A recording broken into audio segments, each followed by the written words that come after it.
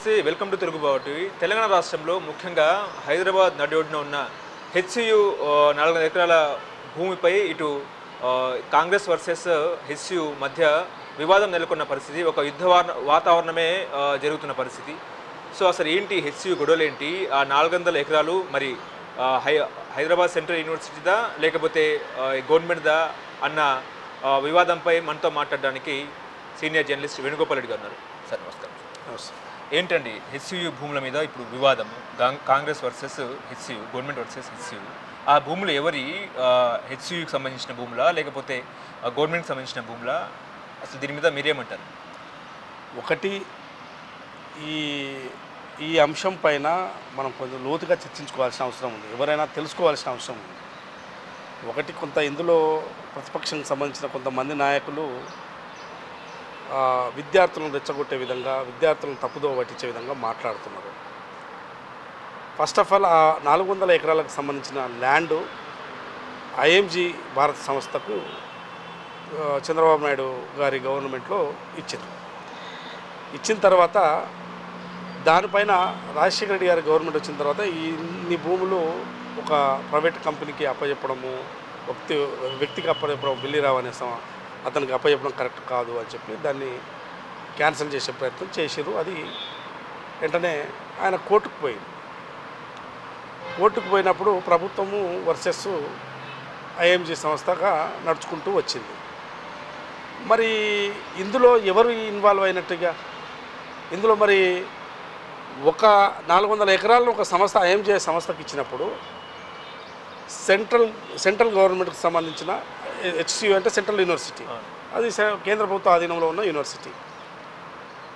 400 ఎకరాలు ఒక ప్రైవేట్ సంస్థకి ఇచ్చినప్పుడు ఇవి మావి అని చెప్పి ఆ రోజు సెంట్రల్ యూనివర్సిటీకి సంబంధించిన వారు ఎవరు కూడా కోర్టుకు వెళ్ళలేదు. కోర్టుకు వెళ్ళింది ఎవరు? ఆ ప్రైవేటు వ్యక్తి వెళ్తే, ఆ ప్రైవేటు వ్యక్తి కాదు ఇది ప్రభుత్వానికి చెందాల్సిందే అని చెప్పి ప్రభుత్వము వర్సెస్ ఐఎంజీ సంస్థకు నడుస్తున్నది. ఇవాళ రాజశేఖర రెడ్డి గారు, ఆ తర్వాత రోషయ్య గారు, ఆ తర్వాత కిరణ్ కుమార్ రెడ్డి గారు, తర్వాత గత 10 సంవత్సరాల్లో దాన్ని పట్టించుకోకుండా కేసీఆర్ గారు ఉన్నారు. ఇదేదో తన అనుయులకు, ప్రైవేట్ సంస్థలకు ఇవ్వాలి, ఏదో చేయాలని చెప్పి ఆయన అనుకున్నాడు.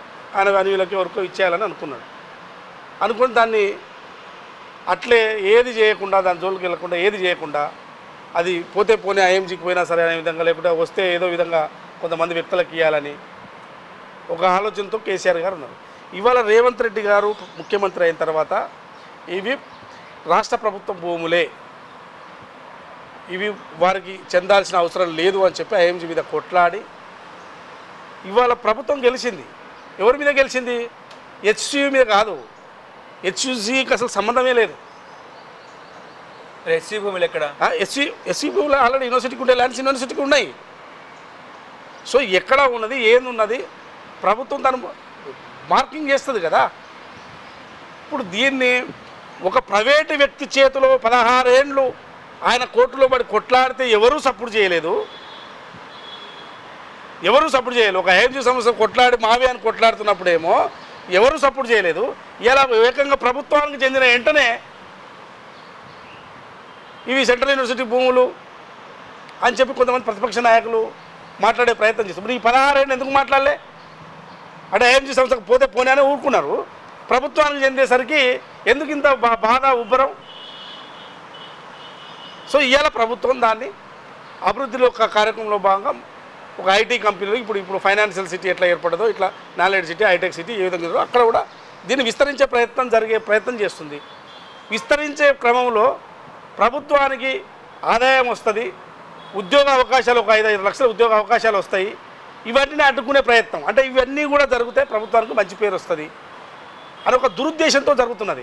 మరి ఈ 16 సంవత్సరాల ఐఎంజీకి జరుగుతున్న సందర్భంలో ఐఎంజీ మరి హైకోర్టులో ప్రభుత్వం గెలిచింది. హైకోర్టులో గెలిచిన తర్వాత వెంటనే మళ్ళీ వారు సుప్రీంకోర్టుకు పోయారు. సుప్రీంకోర్టు ఈ సమయంలో ఎందుకు మాట్లాడేది? ఇది ఐఎంజీ కావు అని ఎందుకు మాట్లాడలే? ఇప్పుడు మాట్లాడకుండా ప్రభుత్వానికి చెందిన వెంటనే ఎందుకు ఈ ఆకాశం కొంతమంది ప్రతిపక్ష నాయకులు అక్కడ విద్యార్థులను తప్పుదోవ పెట్టించే ప్రయత్నం జరుగుతున్నది. పోనీ కేంద్ర ప్రభుత్వం ఎందుకు ఇన్వాల్వ్ అవుతలేదు? కేంద్ర ప్రభుత్వం రాష్ట్ర ప్రభుత్వానికి నోటీసులు ఇవ్వచ్చు కదా. కేంద్ర ప్రభుత్వం రాష్ట్ర ప్రభుత్వానికి నోటీసులు ఇవ్వచ్చు కదా. ఇది మావే భూములు, ఇవి సెంట్రల్కి సంబంధించిన భూములు సెంట్రల్ యూనివర్సిటీ నోటీసులు ఇవ్వచ్చు కదా, ఎందుకు ఇవ్వట్లేదు? సో ఇది కంచపురంబోకు భూమి, అటవీ భూమి కాదు. అటవీ భూమి అంటే అటవీ శాఖ డిపార్ట్మెంట్ ఇంప్లీడ్ అయ్యేది కదా. ఐఎంజీకి సమస్య ఎట్లా పోయేది? అటవీ శాఖ అటవీ భూములు ఇవ్వద్దు కదా అనేది ఉంటుంది కదా. పర్యావరణాన్ని కాపాడాలని అటవీ భూములు ఇవ్వరు కదా. రెవెన్యూ రికార్డులో కంచె పొరంబోకు భూమి ఉందండి. కంచె అంటే ఏంది? మన తెలంగాణలో కంచె భూమి అంటే ఏంది? పశువులు మేపుకోవడానికి ఈ విధంగా గొర్రెలు మేకలు మేపుకోవడానికి కంచె పొరంబోకు భూములు ఉంటాయి. ఈ భూమిని కొంతమంది అటవీ భూమి పర్యావరణం ఇదైపోతున్నది మొత్తం. ఇప్పుడు హైటెక్ సిటీ ఇవన్నీ ఫైనాన్స్ ఇవంతా కూడా బంజారా భూములు మొత్తం రాక్స్ అవన్నీ ఉన్నాయి. మరి ఇవన్నీ ఏమైనాయి? ఇవన్నీ వెలిసినాయి కదా, కంపెనీలు అభివృద్ధి చెందినాయి కదా. మరి ఇవి ఏమైంది? కొంతమంది ఎక్కడెక్కడనో బాంబేలో ఉండి ట్వీట్ పెట్టడం, సినిమా వాళ్ళకి సంబంధించి కొంతమంది బాంబేలో ఉండి ట్వీట్ పెట్టడం, ఇవన్నీ ఏంది? వీళ్ళకి అసలు హైదరాబాద్ భూములకు వాళ్ళకి అక్కడ ఉన్న వీళ్ళకి ఏం సంబంధము? అరే విచిత్రంగా ఉన్నది. హెరిటేజ్ అని అంటారు. హెరిటేజ్ అంటే అక్కడ చార్మినార్ ఉన్నదా? కంచపురంబోకు భూమి, అది పసల మేపుకునే భూమి. ఇంకా ఇక్కడ హైటెక్ సిటీ ఇక్కడ ఫైనాన్షియల్ ఇవన్నీ రాక్స్ ఇవన్నీ ఉన్నాయి, ఇవి బంజారా భూములు. అరే విచిత్రంగా మాట్లాడుతున్నారు. 16 ఏళ్ళు ఐఎంజీ వాడు కొట్లాడుకుంటా నాగని కొట్లాడితే ఎవడు సపోర్ట్ చేయలేదు. ఇప్పుడు ప్రభుత్వానికి రాష్ట్ర ప్రభుత్వ భూములు అని చెప్పి తెచ్చుకున్న తర్వాత ఏదో కంపెనీలు పెద్ద కంపెనీలు పెట్టి ఐటీ కంపెనీలకు ఇస్తారు, అది ఇస్తారు. ఎందుకు కడుపు పురం ఎందుకు అవుతున్నది? ఏమైనా ఉన్నదా మాట్లాడే వాళ్ళకు? అంటే ఫ్యూచర్ సిటీకి 14,000 ఎకరాలు ఉండగా హెచ్సి భూములు దేనికని చెప్పి కేటీఆర్ అంటున్నారు. ఒకటి, అభివృద్ధి 4 మూలలు జరుగుతుంది. ఫ్యూచర్ సిటీ అనేది ఔటర్ రింగ్ రోడ్ అవతల. సో ఫ్యూచర్ సిటీ అనేది శ్రీశైలం రోడ్డులో అక్కడ అభివృద్ధి జరగాలనుకుంటా. అక్కడ కోరుకుంటలేరా మీరు? అక్కడ ఆకాంక్ష మీకు వద్దా? అక్కడ వద్దా అభివృద్ధి? రాష్ట్రంలో మొత్తం భూములు ఉంటే ఎక్కడ ఏం పోకూడదని ఉందా? అసలు వాళ్ళు ఎక్కడ చెప్తేనే అక్కడ అభివృద్ధి చేయాలన్నా? వాళ్ళ కాన్స్టిట్యున్సీలోనే అభివృద్ధి చేయాలన్నా? వేరే దిక్కు వేరే జిల్లాలు ఏమొద్దా? మహబూబ్నగర్ జిల్లాలు అంటే అభివృద్ధి చెందొద్దా? ఎందుకు అంత అకాసు జిల్లా పైన? హెచ్సి 400 ఎకరాల భూములు ఎవరు కొనుగోలు చేయొద్దని చెప్పి కేటీఆర్ అంటున్నారు. ఇప్పుడు ఆయన ఎవరు కొనుగోలు చేయొద్దు అని చెప్తే కంపెనీలు పెట్టొద్దు అని చెప్తున్నట్టు దాని అర్థం. ఎవరు కంపెనీలు పెట్టొద్దు ఈ రాష్ట్రంలో అని చెప్తున్నట్టు దాని అర్థం. అమ్మకాలు కాదు, మేము కంపెనీలు పెట్టాలని ఒక ఆలోచన ప్రభుత్వానికి ఉంది. ఆయన చెప్పిన వర్డ్ ఏంటి అంటే కంపెనీలు పెట్టకండి తెలంగాణలో అని చెప్తున్నాడు. మేము వచ్చినాక గుంజుకుంటాము అనే కదా ఆయన చెప్పేది. అది కూడా చెప్పినాడు, ఆ మాట కూడా చెప్పినాడు. మేము వచ్చినాక గుంజుకుంటాం అంటే నువ్వు ఇచ్చిన భూములన్నీ హైదరాబాద్లో కొన్ని భూములు ఇచ్చినామని గుంజుకుంటుంది ఈ ప్రభుత్వం. అట్లా చేస్తే ఇక ఉంటుందా? మొత్తం మీ అన్యులకు మొత్తం ఇచ్చినావు కదా భూములన్నీ, ఈ రాష్ట్ర ప్రభుత్వం గుంజుకుంటుందా? మీరు ఓ అభివృద్ధి పర్పస్ అని మీరు ఇచ్చిర్రు, ఓ కంపెనీలు కానీ ఇచ్చిర్రు. ఇచ్చినంత మాత్రం ఈ ప్రభుత్వం గుంజుకుంటుందా? ఎవరు కొనుక్కోవద్దు అంటే ఎవరు పెట్టుబడులు పెట్టకండి, ఎవరు కంపెనీలు పెట్టకండి అని చెప్తున్నట్టు ఆయన. రాష్ట్ర అభివృద్ధిని కాంక్ష వాళ్ళకు రాష్ట్ర అభివృద్ధి మీద లేదండి. వాళ్ళ పోయింది, అధికారం పోయింది, అక్కసు కడుపుబ్బరం, ఇది తప్ప ఏమీ కనపడతలేదు. ఇది ఎట్లా రేవంత్ రెడ్డి గారు ఇవన్నీ 400 ఎకరాల్లో మంచి మంచి కంపెనీలు వచ్చి యువతకు ఉద్యోగాలు వస్తే, పాలనకు ప్రభుత్వం మంచి నడుపుతున్నాడని ఒక మంచి పేరు వస్తే తట్టుకోలేరు. ఆ దురుద్దేశంతో ఈ 16 ఏళ్ళు ఎందుకు మాట్లాడలేదు? ఈ 16 ఏళ్ళు ఎందుకు మాట్లాడలేదు అంటే ఐఎంజీ ల్యాండ్స్ అని వాడు కొట్లాడుతుంటే, ఒక కంపెనీ వాడు కొట్లాడుతుంటే కాదు అని ఎందుకు కొట్లాడలేదు? ప్రభుత్వం హ్యాండ్ ఓవర్ చేసుకోగానే వెంటనే ఎందుకు మీకు అకాసు? ఇప్పుడు 2 దశాబ్దాల పాటు బిల్లీరావు హైకోర్టు అదేవిధంగా సుప్రీంకోర్టును కూడా ఆశ్రయించడం జరిగింది. ఈ 2014 నుంచి 2023 వరకు గత ప్రభుత్వం ఏమో దీని మీద సైలెంట్గా ఉన్న పరిస్థితి. ఇప్పుడేమో కేటీఆర్ మాట్లాడుతున్నారు. అంటే బిల్లీరావు ఏమో 2 దశాబ్దాలుగా అక్కడ ఆయన ఇప్పుడు బిల్లీరావు ఆ కంపెనీకి సంబంధించిన వాళ్ళు ఎట్టి పరిస్థితుల్లో ఇవి మావే అని ఎంత కొట్లాడారు, సుప్రీంకోర్టు దాకా పోయారు కదా. ఇక్కడ స్పష్టంగా కనపడతలేదా? ఇక్కడ హెచ్సి పోలేదు, ప్రభుత్వమే అది చేసిందని. ఇంత స్పష్టంగా ఇది సెంట్రల్ యూనివర్సిటీ ల్యాండ్స్ కావు అని స్పష్టంగా కనపడుతున్నప్పుడు, అంటే గోపనపల్లిలో 397 ఎకరాలు సెంట్రల్ యూనివర్సిటీ కేటాయించారా? కంపెన్సేషన్లో ఆల్రెడీ అవి ఇచ్చేసారు, అది ఏதாவது జరిగింది. సో ఈ భూములకు సంబంధించి ఒక ప్రైవేట్ వ్యక్తి నుంచి కొట్లాడి తెచ్చుకుంటే, రాష్ట్ర ప్రభుత్వం తెచ్చుకుంటే ఇంత వివాదం చేయాలని ఒక ప్రయత్నం జరుగుతుంది. అది తప్పుడు మీరు అది కొన్ని రోజులే నిలుస్తుంది. నిజం ఎప్పుడు నిలబడుతుందో అబద్ధం కొన్ని రోజులు నిలబడుతుంది. నిజంగానే అది సెంట్రల్ యూనివర్సిటీ ల్యాండ్స్ అయితే ఎవరికల్లా కేంద్ర ప్రభుత్వం ఊరుకుంటుందా? కేంద్ర ప్రభుత్వం ఊరుకుంటుందా?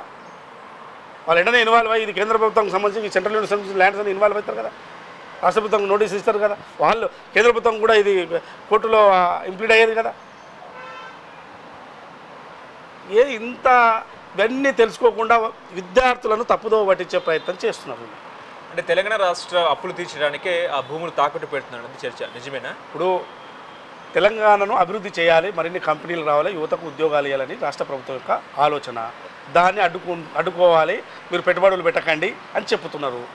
ఇంత దుర్మార్గంగా వ్యవహరిస్తే మీరు ప్రజల్లో నిలవరు. ఊరికనే మేము 3 ఏళ్ల తర్వాత వస్తాం వెనక్కి తీసుకుంటాం అంటే మీరు 3 ఏళ్ల తర్వాత 30 ఏళ్ళైనా రారు. ఇట్లా చేస్తే 30 ఏళ్ళైనా రారు. మీకు ఒకటి, అధికారం ఎవరికి శాశ్వతం కాదు, అది ఆలోచించుకోండి. అధికారం పోగానే అక్కస్తో ఉండకూడదు. మీరు చేసింది ఏంది? ఔటర్ రింగ్ రోడ్ అమ్మేసినావు. ఎవరు నువ్వు తెచ్చినా మీరు పెట్టిరా? ఔటర్ రింగ్ రోడ్ మీరు ఏమైనా కట్టిరా? చుట్టుముట్టు ఏమైనా హైదరాబాద్ చుట్టూ? హైదరాబాద్కు ఒక మణిహారంగా ఉన్న ఔటర్ రింగ్ రోడ్ను అమ్మేసిర్రు. మరి ఇదే అమ్మినావు? భూములు ఎన్నికల ముందు భూములు అమ్మి రైతులు రుణాలు మాఫీ చేయాలని చెప్పి భూములు అమ్మినావు కదా, అవెట్ట అమ్మినావు? అంటే మీకు ఇప్పుడు ఇక్కడనేమో కంపెనీలు పెట్టాలని ఒక ఆలోచనతో రాష్ట్ర ప్రభుత్వం ఉంటే మీరేమో దుర్మార్గంగా ఆలోచిస్తే ఎవరేం చెప్తారు? ఔటర్ రింగ్ రోడ్ అమ్మేసినావు. ఓకే, ఇప్పుడు ఇవాళ ఏమో హెచ్సి భూములు, రేపు మాపో ఉస్మానియా యూనివర్సిటీ భూములు కూడా తాకట్టు పెట్టే అవకాశం ఉందా? ఇప్పుడు నందు అడిగేటందుకు కూడా నువ్వు కూడా ఆలోచన చేసుకొని అడుగు. ఇంతకాలం చెప్పిన తర్వాత తాకట్టు పెట్టిన ఇలా ఉస్మానియా హెచ్సి భూములు, ఉస్మానియా భూములు అని ఎట్లా మాట్లాడతావు? ఉస్మానియా యూనివర్సిటీ అనేది 100 ఏళ్ళ చరిత్ర దాటిపోయినది. ఆ భూములు ఏంది, దానికి ఏందని ఒక ప్రహరీ కూడా, దానికి ఒక రిజిస్టర్, మొత్తం భూమి ఎంత ఉందనేది ఉంది. హెచ్సి కూడా ఒక లెక్క భూమి ఉంది. భూమి కాదని హెచ్సిఏ కొట్లాడలేదు, మళ్ళీ నువ్వు దానికి పెట్టి దీనికి లింక్ పెట్టి ఆడితే అది కరెక్ట్ కదా. నువ్వు వాళ్ళ లెక్క మాట్లాడలేదు. అదే చర్చ నడుస్తుంది. చర్చ వాళ్ళు అన్నారని నువ్వు మనం కూడా అర్థం చేసుకోవాలి కదా. ఇంతకనం కంచపురం పోకు భూములు అని ఉంది రెవెన్యూ రికార్డులో. వాళ్ళకి తెలియదా? రెవెన్యూ ఒక 10 ఏళ్ళు ప్రభుత్వం చేసిన వాళ్ళు నెమళ్ళని చంపేస్తారు. ఆక్సిజన్ లేని పరిస్థితి, అదంతా వెళ్ళిపోతాయి. చెట్లు నరకడం వల్ల ఇవన్నీ వాళ్ళు సృష్టించే ప్రయత్నం చేస్తున్నారబ్బా. ఇప్పుడు ఇది అటవీ భూమి, నిజంగానే అటవీ భూమి ఫారెస్ట్ ల్యాండ్ అయితే ఫారెస్ట్ ల్యాండ్లోకి ఎవరైనా పోతారా? పోనీగా వస్తుందా? అసలు రాష్ట్ర ప్రభుత్వానికి ఏమైనా హక్కులు ఉంటాయా ఫారెస్ట్ ల్యాండ్ మీద? కేంద్ర ప్రభుత్వం అనుమతి కావాలి కదా. ఎవరికల్లా కేంద్ర ప్రభుత్వం ఊరుకునేదా ఫారెస్ట్ ల్యాండ్ అయితే? అరే గింత తెలుసుకోకుండా ఊరికనే వాళ్ళు రెవెన్యూకి అన్నీ తెలుసు, వాళ్ళకి తెలిసి వాళ్ళకి ఏంటంటే ఈ భూములు వాళ్ళ మనుషులకు దక్కట్లేదు, మేము వచ్చి ఇట్లా మేము ఇది చేయాలనుకుంటువి, వాళ్ళ మనుషులకు అడవిలోకి ఇచ్చి భూములని కట్టబెడితే ఏ సప్పుడు ఉండదు. దీనిలో వెనకాల ఎవరెవరు ఉన్నారు, ఎట్టెట్టున్నారో అందరికీ తెలుసు. ఇక నేను మాట్లాడదలుచుకోండి. భూములను బిల్లుదావు కేటాయించే అవకాశం ఉందా? ఇప్పుడు ఆయన దగ్గర నుంచే రాష్ట్ర ప్రభుత్వానికి వచ్చినాక ఎట్లుంటుంది? ఆయన మళ్ళీ అట్లే మాట్లాడుతారు. ఏం జరుగుతుంది? రాష్ట్ర అభివృద్ధి కోసం ఏదైనా కంపెనీలకు దాంట్లోకి దీంట్లోకి ఉపయోగిస్తారు ఇది. ఓకే.